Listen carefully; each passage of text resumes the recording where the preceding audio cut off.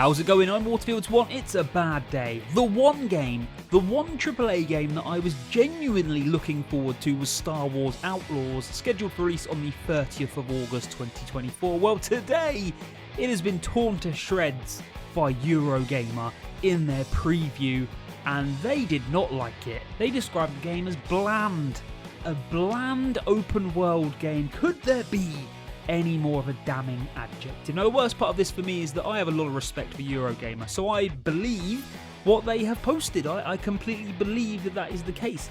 There was always concerns that Ubisoft were involved with this game, and it looks like that has come to fruition because, yeah, bland. There's two paragraphs that pretty much sum it up. Now, the preview is from Chris Tapsell, who's the deputy editor. It was published on the 10th of June 2024, and the key points are as follows. Having played Star Wars Outlaws for a good hour or so ahead of the Ubisoft Forward show, however, I've come away with a renewed appreciation for Jedi Fallen Order and Jedi Survivor. In fact, no, a bit more than that. In comparison to Outlaws' admittedly early work-in-progress demo, they stand as singular pieces of revolutionary high art.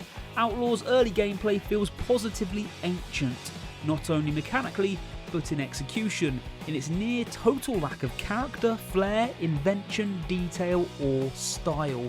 In trying to describe it, the closest comparison I can draw is with Uncharted Golden Abyss, which launched in 2011 on the PlayStation Vita. The sense above all is that Star Wars Outlaws is a game that is intentionally aiming for mechanical light touch, which is absolutely fine. There is room for games that are more approachable and set themselves up for broad appeal, and it's fitting for Star Wars' family audience. But in Outlaws' case, it feels like a clear step beyond approachable and into something potentially bland.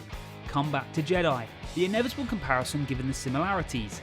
It's a painful contrast, even down to the finer points. The level of detail and attention feels light years apart. Where Cal snaps his fingers for BD1 to pop up onto his shoulder and flip a health stim over for him to catch, Kay's animation was hard to even notice. Where the great climbing moments of Jedi may not be the most inventive, they are still gloriously fluid and acrobatic, rigged with rhythm and momentum, and in many cases, genuine environmental puzzles in themselves. While the showcase platforming here harkened back to simple, prompt following of the early 2010s. And where Cal, beloved or not by Star Wars fans, had a distinctly puckish charm, Kay's character doesn't get much beyond a shoulder shrug and blank smile. Like almost anyone cast in this kind of role, she's not so much overshadowed by Han Solo as totally eclipsed by his charm.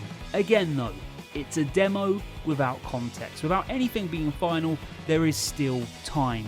But if I said I wasn't a little worried for this one, I would be lying.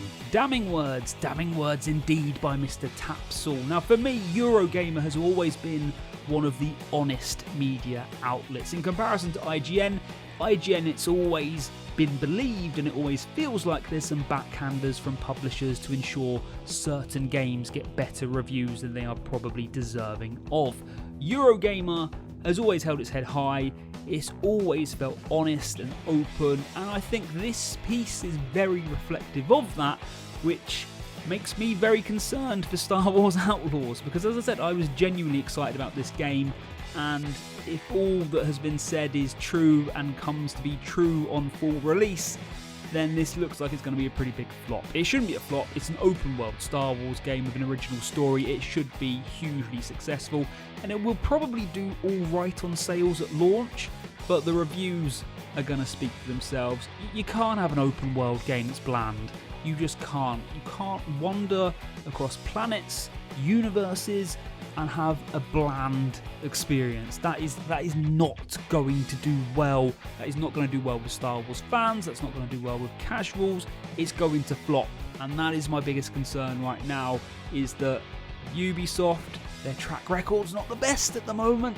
And it sounds like this is just falling in line with almost everything they touch at the moment. Ubisoft is doing something wrong.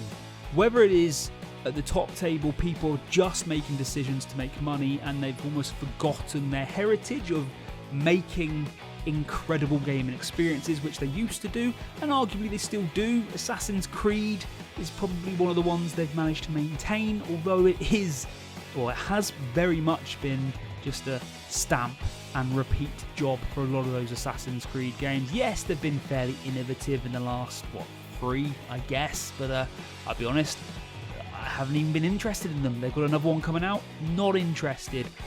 Dead with Assassin's Creed. It's just dead in the water for me. This got my attention, and now it's got my attention for the wrong reasons. So what do you think, Star Wars Outlaws? Do you think this is truly reflective of what the game is going to be on full release? Let me know in the comment section below. If you're new around here, please do subscribe and hit the thumbs up. They're both completely free of charge, so why not?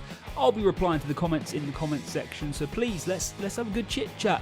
Apart from that, look after yourselves, enjoy your week, enjoy your gaming. I'm Waterfields1. See you later.